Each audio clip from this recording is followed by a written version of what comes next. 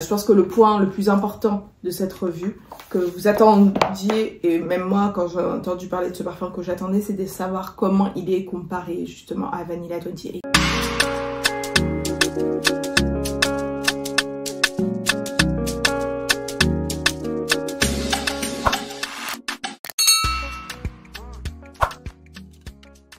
Bonjour à toutes et à tous, bienvenue ou re-bienvenue sur ma chaîne, je suis Iman et aujourd'hui on se retrouve pour une revue parfum du fameux Impérial Vanilla de Majori. Donc c'est ma senteur du jour. Avant de commencer, comme d'habitude, mettez-moi en commentaire votre senteur du jour, donc on va en parler. Je l'ai reçu il y a un peu plus d'une semaine maintenant, donc j'ai porté et je me suis retrouvée à le porter vraiment assez souvent. Donc je pense que ça vous dit quelque chose. J'avais fait l'unboxing et les premières impressions le jour où je l'ai reçu ou le lendemain, je me souviens plus exactement. Mais j'ai beaucoup de choses à dire.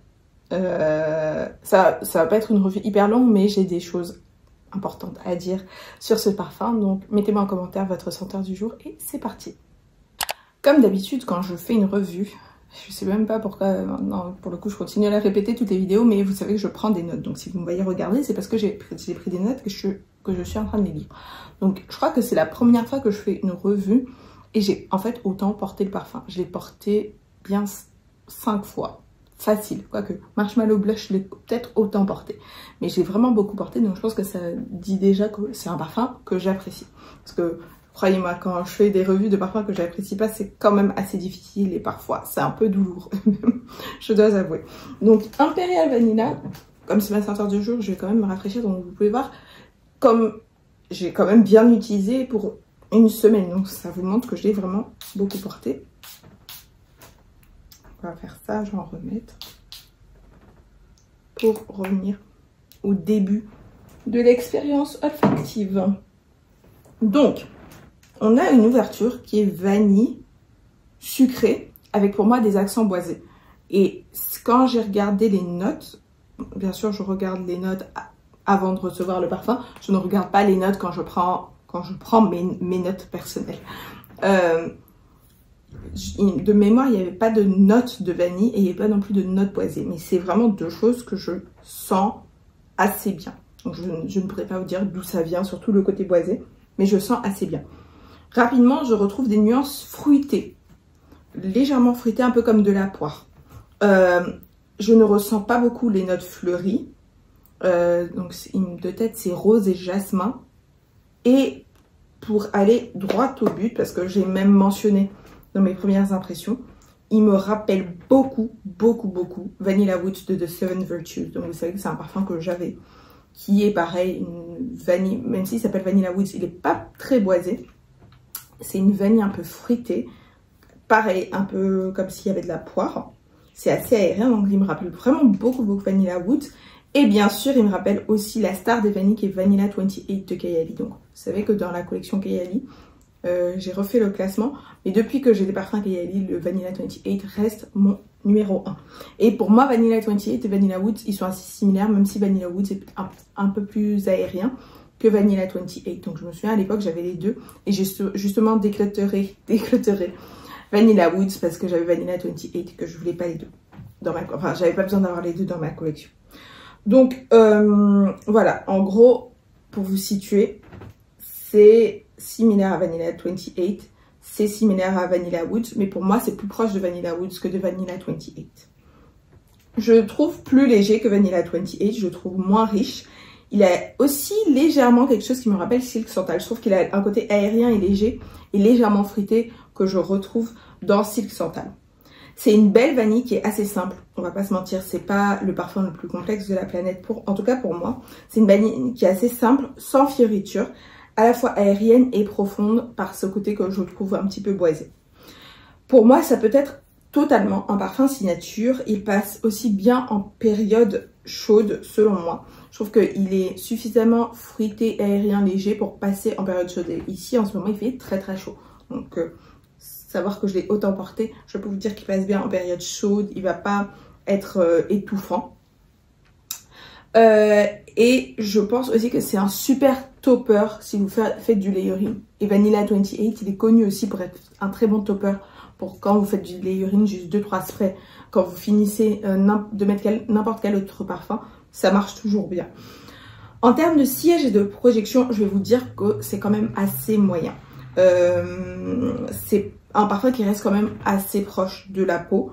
Donc si je le compare à Vanilla 28, je trouve que le sillage et la projection de Vanilla 28 sont quand même plus importants. Même si je dois vous avouer qu'en termes de sillage, c'est quand même, je trouve le sillage quand même un peu plus important que la projection. La projection, je trouve que ça reste vraiment proche de la peau, mais en termes de sillage, j'ai quand même une ou deux fois quand je l'ai porté et que je suis revenue dans une pièce où j'étais, j'ai quand même senti. Donc c'est pas mal. En termes de longévité, par contre, je trouve que sur ma peau, c'est assez moyen. C'est 3-4 heures. Mais je pense, comme en général les parfums vanille, et même Vanilla 28 quand j'ai reçu, c'était comme ça.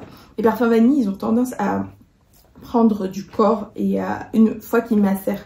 Surtout quand c'est de la vanille plus naturelle. Souvent, le jus va commencer à foncer. Donc, dites-moi d'ailleurs si vous avez ce parfum Imperial Vanilla, si au bout de quelques temps, vous avez trouvé que le jus avait foncé. Du coup à cause de l'oxydation de la vanille. Dites-moi, je suis très curieuse parce que toutes les personnes que j'ai vues avec ce parfum, je trouve que la couleur est restée la même, alors que par exemple sur Vanilla 28 on voit très bien l'évolution.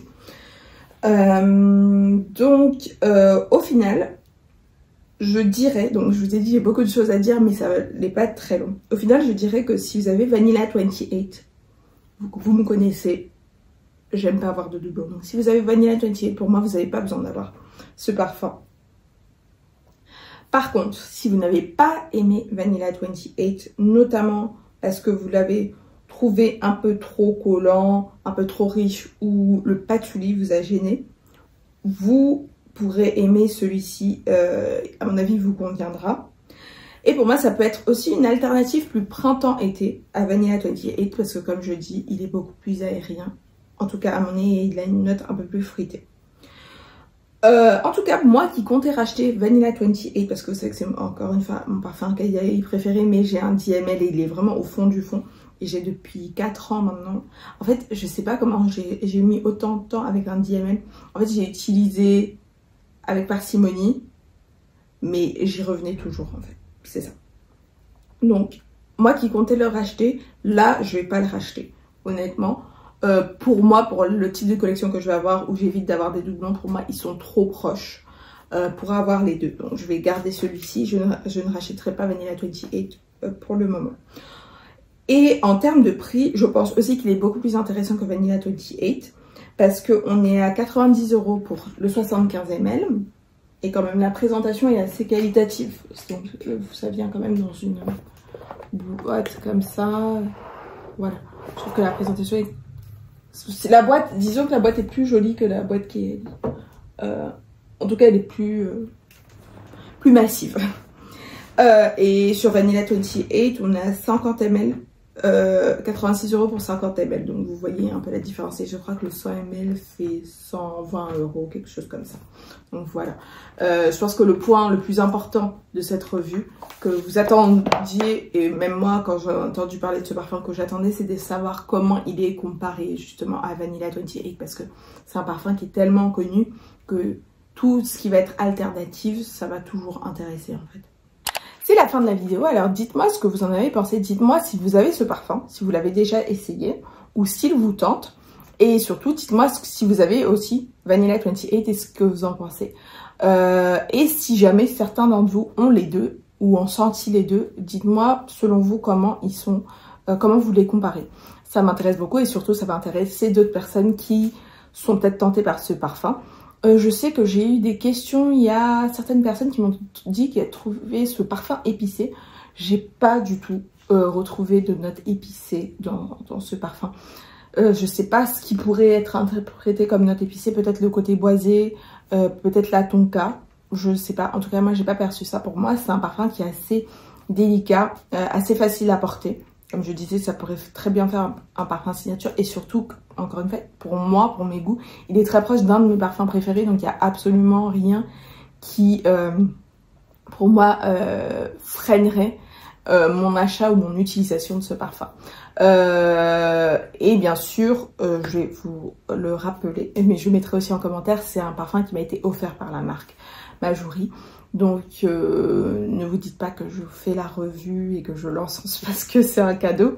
Si vous me connaissez, si vous me suivez depuis des années, vous savez à quel point j'aime la vanille et surtout à quel point j'aime Vanilla 28. Donc et à quel point aussi je me rends compte que j'ai beaucoup de parfums qui tournent autour quand même de Vanilla 28. Même le Cassamat Ebar de Rassasi, il est quand même un peu dans cet ADN là. Le Vanilla Woods était très proche.